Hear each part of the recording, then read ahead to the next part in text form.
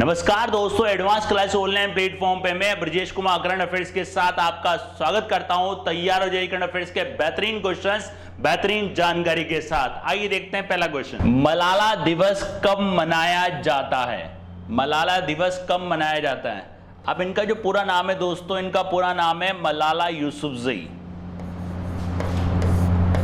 मलाला यूसुफजई। अक्टूबर 2012 में इनके ऊपर गोली चली थी। महिलाओं की शिक्षा के लिए इन्होंने आवाज उठाई थी। एक संगठन था पाक तालिबान, उन्होंने इन पे गोली चलाई थी और उसके बाद ये सही भी हो गई और काफ़ी सारे देशों से इनको सम्मान भी मिला है और नोबेल का शांति पुरस्कार भी इनको दिया गया था। नोबेल शांति पुरस्कार भी दिया गया था दोस्तों 2014 में। सबसे कम उम्र की है नोबेल शांति पुरस्कार प्राप्त करने वाली, कैलाश सत्यार्थी के साथ इन्होंने प्राप्त किया था। तो ये मनाया जाता है दोस्तों 12 जुलाई को। ये मनाया जाता है 12 जुलाई को। 11 जुलाई को दोस्तों आपको बताया था मैंने, 11 जुलाई को आता है जनसंख्या दिवस। जनसंख्या दिवस।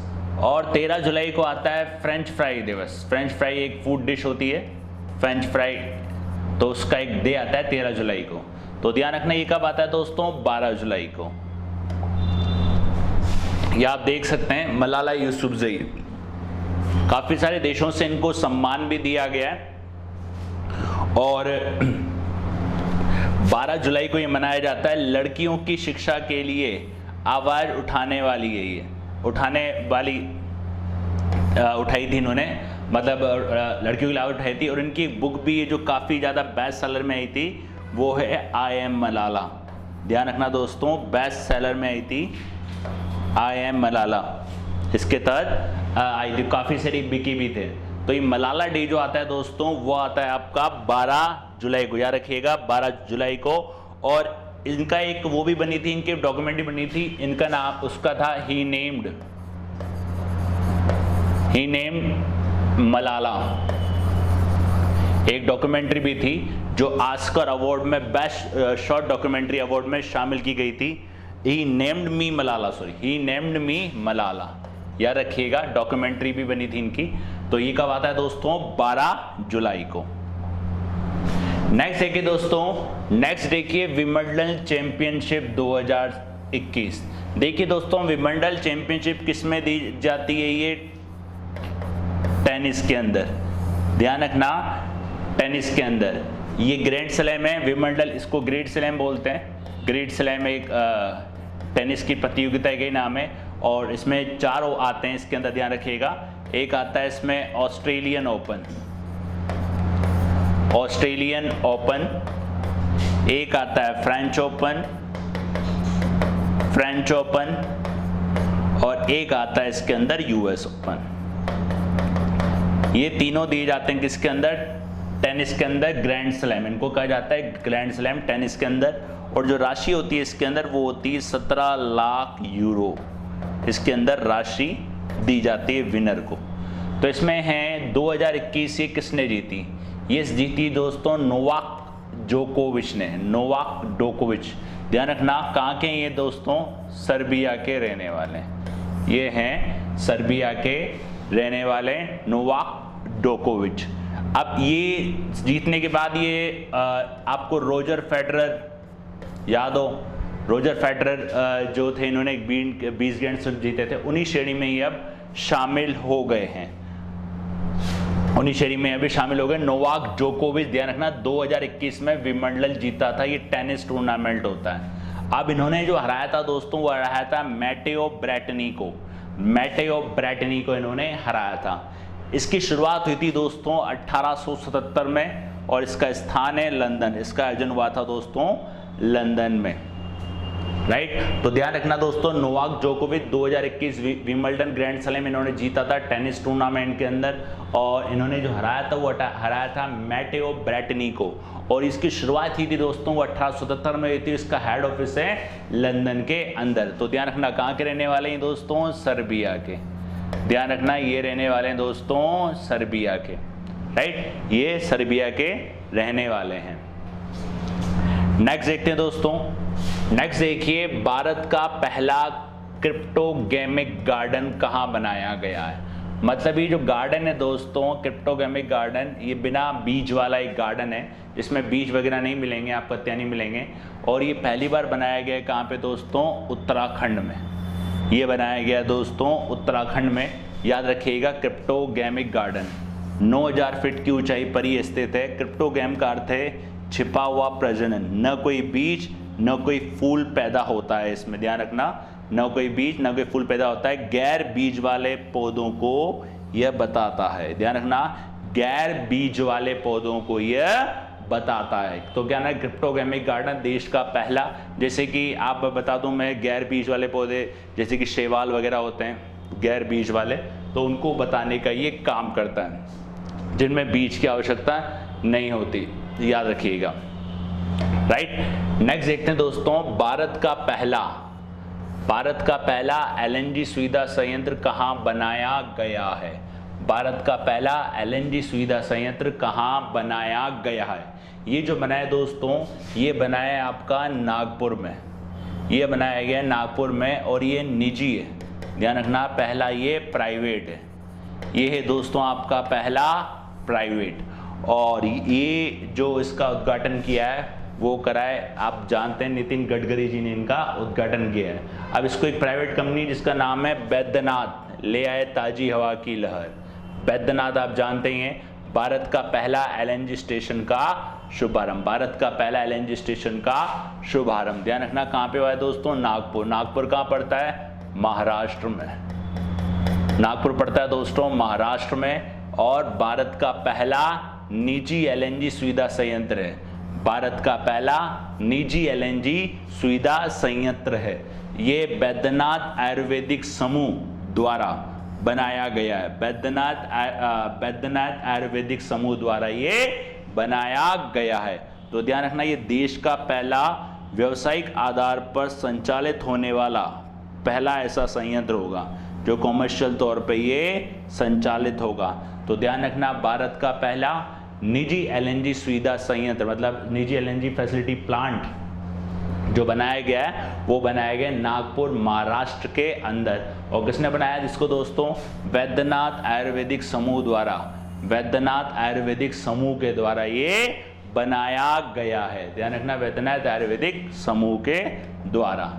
नेक्स्ट देखिए दोस्तों, ट्विटर द्वारा हाल ही में किसे अपना नया शिकायत अधिकारी बनाया गया है। अब दोस्तों शिकायत अधिकारी के बारे में मैंने आपको बताया भी था, याद हो तो। फेसबुक ने भी अपना शिकायत अधिकारी नियुक्त किया है, व्हाट्सएप ने भी अपना शिकायत अधिकारी नियुक्त किया है।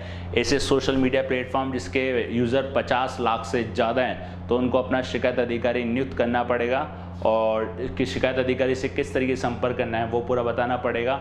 24 घंटे के अंदर उसका समाधान करेंगे और 15 दिन के अंदर उसका निपटारा करना पड़ेगा। ये मैंने आपको बताया था, पहले बताया था दोस्तों। ध्यान रखना, शिकायत अधिकारी नियुक्त करना जरूरी हो गया है सोशल मीडिया कंपनी को। तो इनका नाम है दोस्तों विनय प्रकाश। ध्यान रखना दोस्तों, विनय प्रकाश को अपना शिकायत अधिकारी नियुक्त किया है। किसने नियुक्त किया है, ट्विटर ने। ध्यान रखना, ट्विटर ने अपना शिकायत अधिकारी किसको नियुक्त किया है, विनय प्रकाश को नियुक्त किया है। और इसका जो मुख्यालय दोस्तों वो है अमेरिका में, इसका मुख्यालय है अमेरिका में, और इसके सीईओ हैं जैक डॉर्सी। ध्यान रखना दोस्तों, इसके सीईओ हैं जैक डॉर्सी, और इसकी स्थापना हुई थी दोस्तों 2006 में। इसकी स्थापना हुई थी 2006 में। ट्विटर आजकल काफ़ी चल रहा है। ट्विटर मतलब कहने का मतलब एक ऐसा सोशल मीडिया जिसमें आप अपनी बात डायरेक्ट उस व्यक्तिगत तक पहुंचा सकते हैं जहां तक आपको बात पहुंचानी है। काफ़ी चल रहा है सोशल मीडिया में, चलता है ट्वीट किया, रिट्वीट काफ़ी देखा होगा, काफ़ी ज़्यादा इसके लिए गर्मा गर्मी भी चल रही थी। राइट, नेक्स्ट देखते हैं दोस्तों। नेक्स्ट देखिए, किसे Commonwealth points of light award से सम्मानित किया गया है। तो कॉमनवेल्थ, ध्यान रखना दोस्तों,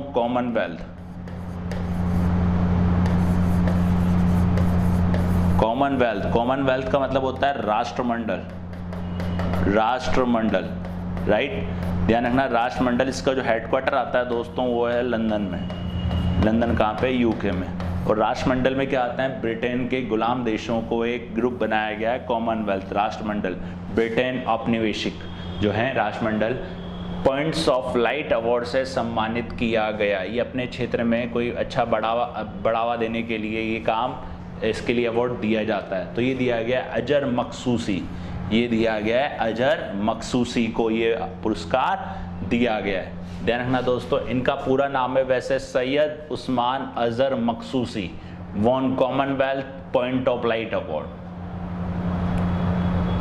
common points of light award इन्होंने जीता है। और ये जो जीता है इन्होंने काफ़ी सारे लोगों को प्रत्येक दिन, मतलब एक फूड ड्राइव, इनका एक मिशन चलाता, हंगर हैज़ नो रीजन, मतलब भूख की कोई जाति नहीं होती।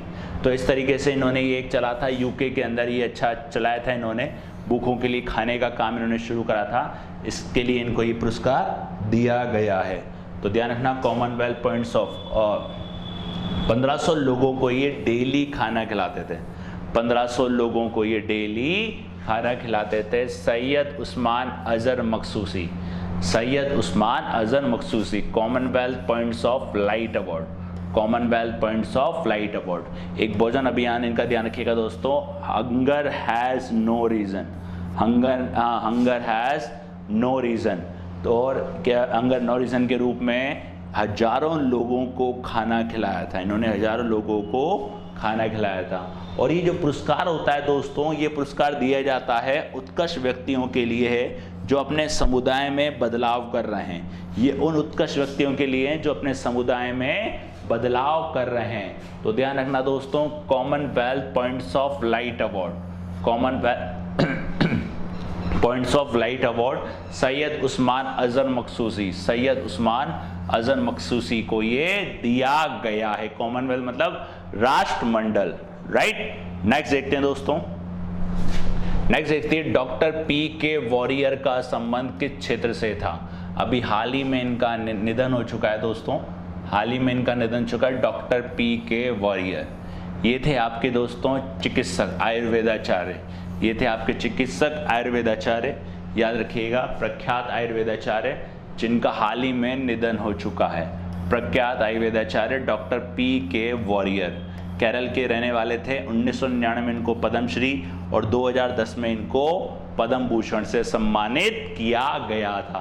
तो ध्यान रखना दोस्तों, ये थे आपके आयुर्वेदाचार्य चिकित्सक, हाल ही में इनका निधन हो चुका है।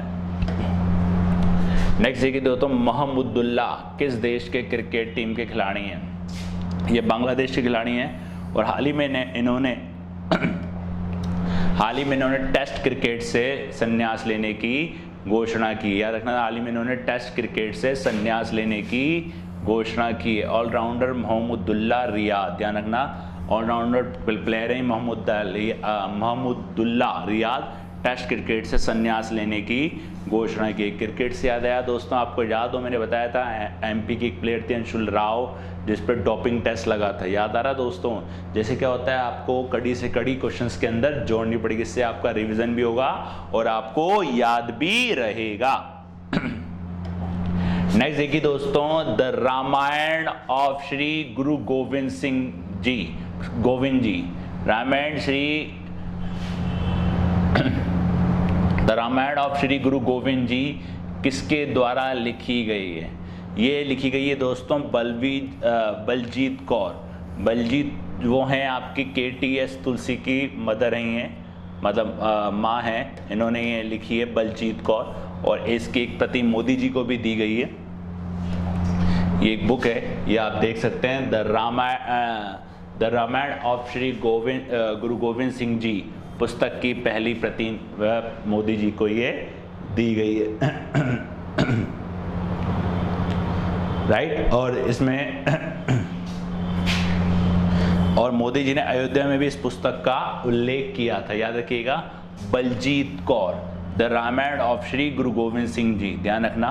और इंदिरा गांधी राष्ट्रीय कला केंद्र द्वारा इसको प्रकाशित किया गया है। इंदिरा गांधी राष्ट्रीय कला केंद्र द्वारा इसको प्रकाशित किया गया है। तो ध्यान रखना किसको ली गई है, बलजीत कौर के द्वारा। विंबलडन जूनियर पुरुष 2021, विंबलडन पुरुष जूनियर 2021 का खिताब किसने जीता है। ये हैं आपके समीर बनर्जी, ध्यान रखना, समीर बनर्जी ने जीता है जूनियर का खिताब, और एक वो मैंने आपको बताया था सीनियर का जीता था नोवाक जोकोविच ने, ये जीता है समीर बनर्जी ने।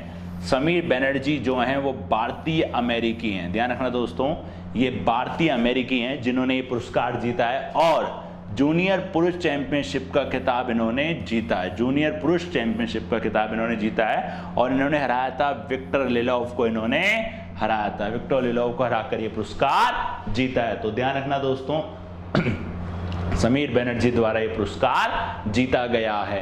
तो किसने जीता है? भारतीय अमेरिकी हैं समीर बनर्जी। में विंबलडन मैंने आपको बताया था किसमें आता है? ग्रैंड स्लैम में, राइट। ये टेनिस टूर्नामेंट है, राइट। ये थे आपके 10 बेहतरीन क्वेश्चन, 10 बेहतरीन जानकारी के साथ। मिलते हैं नेक्स्ट क्लास में नेक्स्ट क्वेश्चन के साथ, तब तक के लिए धन्यवाद।